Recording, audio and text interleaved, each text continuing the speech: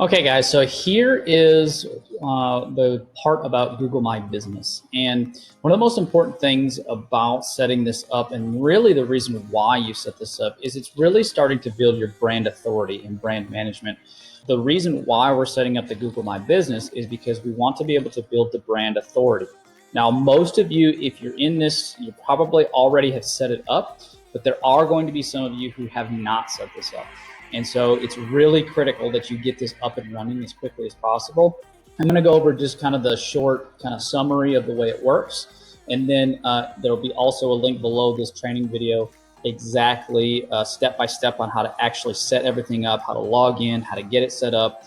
One of the things that you'll need to make sure that you do is get a postcard in the mail sent from Google My Business for your physical address of your company. And so you do that when you actually set up Google My Business for your company.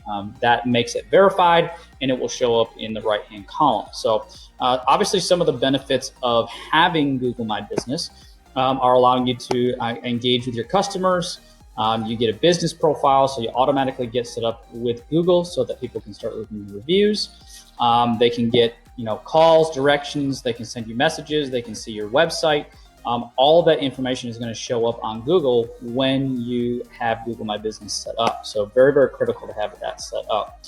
And then if we go to business profile, we can see some of the main reason why we're setting this up is so one, people know exactly where you are. They can see your website. They can see what hours of operations you have. They can see photos of work that you've done. So especially if you're in roofing, you want to make sure that you post before and after pictures and really show the great work that y'all do. I know y'all do really hard work and you do a great job at it. So you want to make sure you showcase that on your Google business. The other thing and the most critical thing here is reviews. Obviously, people need to be able to leave you reviews, and the more reviews you have, the more credible you have. I think it's like 80% of people will do a Google search first before they ever talk to a company. And so the first thing they're going to do is go on Google and see what kind of reviews you have. If you have no reviews, if you don't have your Google My Business set up, there's a really good chance that somebody is not going to choose your or even think about you or click on your website. So it's very, very critical to have it set up.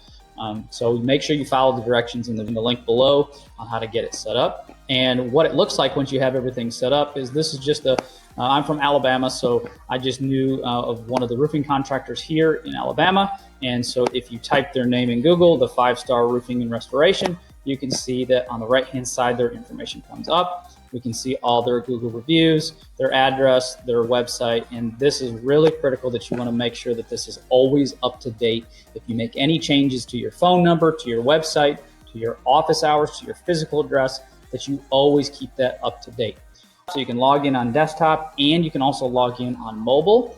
And you also use Google My Business to be able to respond to people who have left you reviews. So super critical that you get this set up.